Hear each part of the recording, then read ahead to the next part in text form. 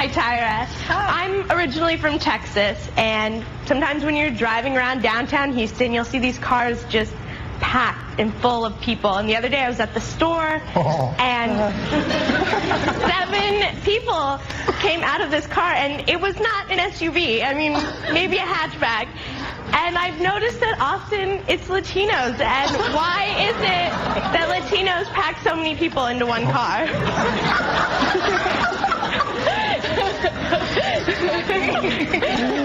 Speaking for all Latinos, if I could just say, first of all, we're environmentally friendly, so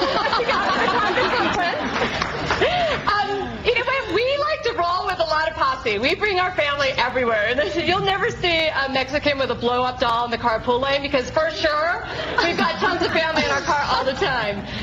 You know, we take everybody with us everywhere we go. The first time I ever went to the gynecologist, it was me, my Thea, my 2 cousins, and her friends. Oh, God. At the gynecologist. So Thea is her auntie. Tia is aunt in Spanish. I've noticed that, like, a lot of my white friends, that have dogs, they have, like, the little fluffy things, poodles or labs, and me, myself, I have a beagle, and I've noticed that a lot of my black friends, they like to get pit bulls and Rottweilers.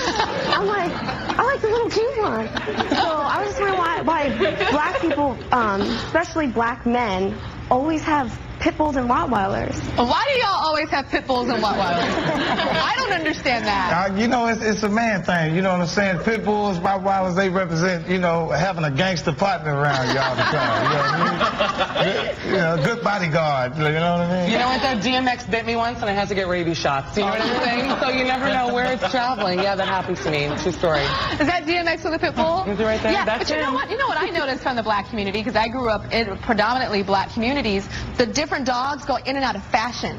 Like when I was younger, it was German Shepherd. Yes! Yeah. Yes! And then it went to the Doberman, yeah. and then the pit bulls, and then now the Rottweilers. And see, a lot of people don't know, you know, white people, y'all make dogs family members. Like, this is my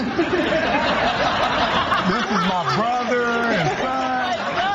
And y'all dogs are allowed to just run up and jump and lick on the mouth and we love dogs until they do that. Then we're like, oh, get on over there. Our next question's a video question. Check this out.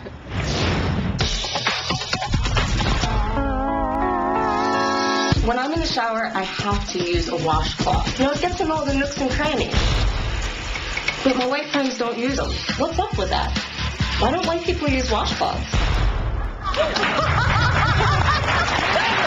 Okay, first of all, beautiful white people in the audience, stand up. How many of you use washcloths every day? Stand up. Stand up if you do. Stand up if you do and you're white. That's a lot. Okay, now sit down. How many of you do not use washcloths every day? Stand up, stand up, stand up, stand up.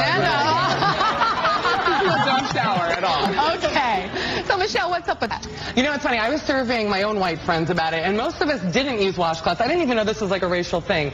I think it really boils down to the fact that we're like germaphobes. You know, we don't want to have all the nook and cranny juice hanging around in our shower all day long.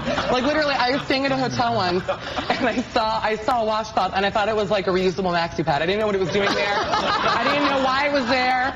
I didn't use it because it wasn't my time. But the point is, I really don't know. I think it comes down to germs. Comes down to germs. Yeah. But then why would you like take the same bar of soap, wipe it on your ass, put it back, and then somebody else takes that same bar of soap, wipe it on their ass? You know why? I know why. Because as a germaphobe, because the soap is like self-cleaning. You know, you give it a rinse in the water and it's soap. Like, you can't get soap dirty. But an old washcloth that turns brown over the months and months of use, you guys, I don't know how you do it. We'll be right back.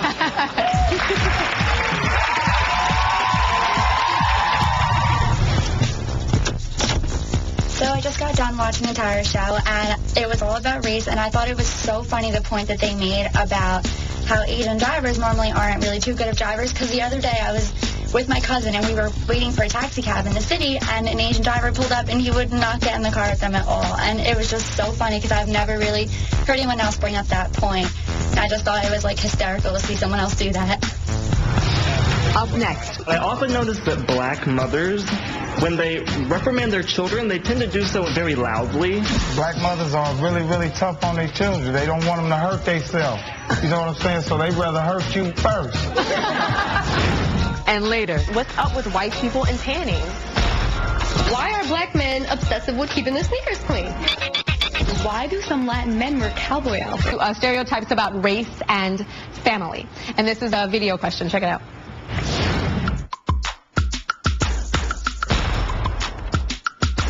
Every time I'm at my friend Keisha's house and she's doing her daughter Kennedy's hair, she always puts like a million breads in there, and they're always a gazillion colors. So I'm always curious, why do black moms always put all those breads in their daughter's hair?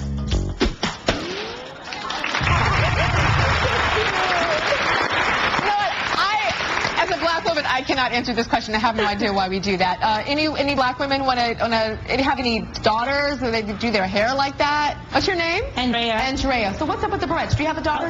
I do. I have a little daughter, and I did not. When I had her, I didn't know how to comb hair, so I started like putting a lot of barrettes in her hair, and I go outside and people are like, oh, she's so pretty, she's so cute. So I like the idea of getting a lot of compliments when I walk outside with my daughter, so I keep putting barrettes in her hair. But I feel like sometimes we do it so much it's like a Christmas tree. You know? So you gotta try to match the colors sometimes with the clothing so it doesn't look whack. Do you think it goes back to Africa with like the beads and the coloration in the hair? I feel like everything sometimes might have like a historical thing.